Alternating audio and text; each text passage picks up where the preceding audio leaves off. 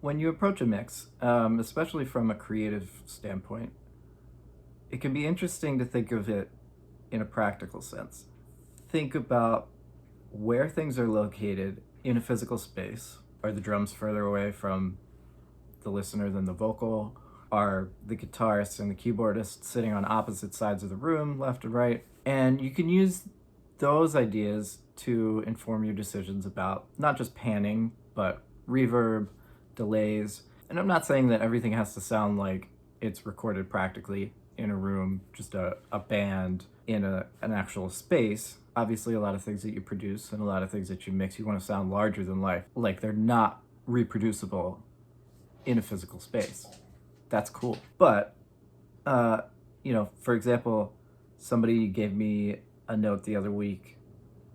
There was something along the lines of, I want the vocal to sound very intimate. Can you add some plate reverb?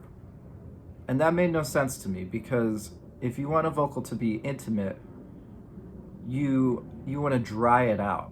When I hear that, I think of someone whispering in your ear.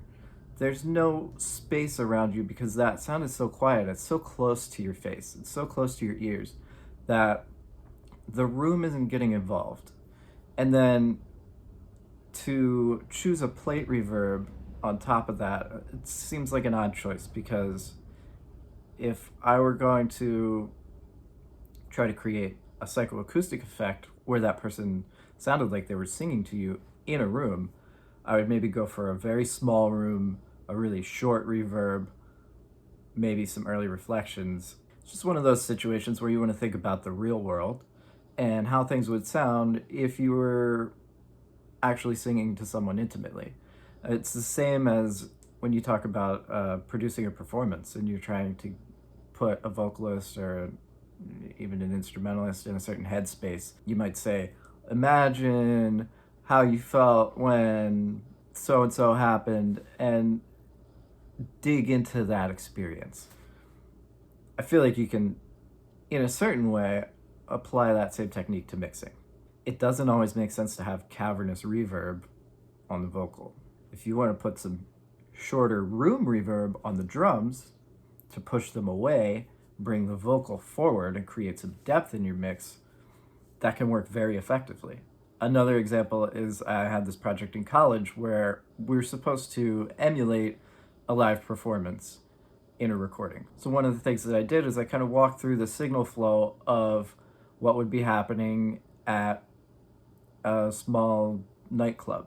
I had a vocalist, I recorded her with an SM57 instead of a condenser mic or something that you wouldn't find in a club. And then I just ran down the chain and thought, what would a PA add to this sound? The speakers of the PA, maybe even the mixing board. And then what kind of a sound does this room have?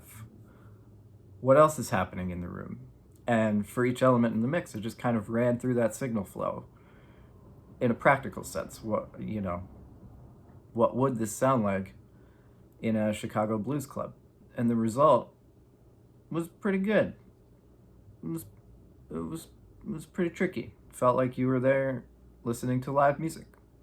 Added some ambient sounds, audience reaction, a little distortion, a little grit. I don't know where I'm going with this, but just think about using the real world to inform your decisions instead of mix tips or what you think you heard somebody else do.